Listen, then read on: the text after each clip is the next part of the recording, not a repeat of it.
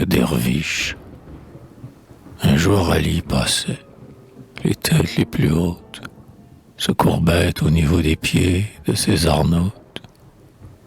Tout le peuple disait Allah. Un derviche soudain, cassé par l'âge aride, fendit la foule, prit son cheval par la bride, et voici comme il lui parla. Ali Tepeleni, lumière de lumière, qui siège au divan sur les marches premières, dont le grand nom toujours grandit. Écoute-moi, vizir de ces guerriers sans nombre, ombre du padisha qui de Dieu même est l'ombre, tu n'es qu'un chien, qu'un maudit. Un flambeau du sépulcre tourné sur tes clairs, comme un vase troublant tu répands ta colère sur tout un peuple frémissant.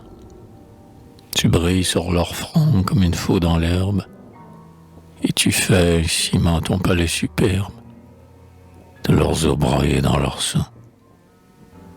Mais ton jour vient. Il faut, dans Janina qui tombe, que sous tes pas enfin croule et s'ouvre la tombe.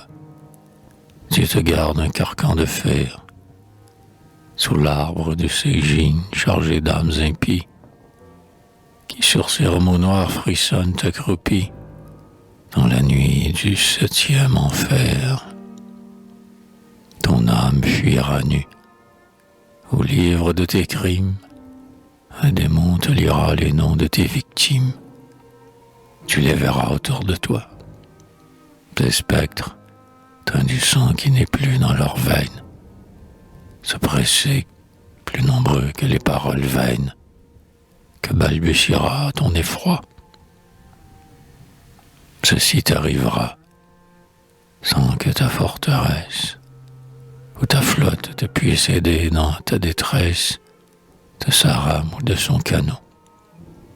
Quand même Ali Pacha, comme le juif immonde, pour tromper l'ange noir qui l'attend hors du monde, en mourant changerait de nom. Ali sous sa pelisse avait un cimetière, un tromblon tout chargé, s'ouvrant comme un cratère, 3 longs pistolets, un poignard. Il écouta le prêtre et lui laissa tout dire, pencha son front rêveur, puis avec un sourire, donna sa pelisse au vieillard.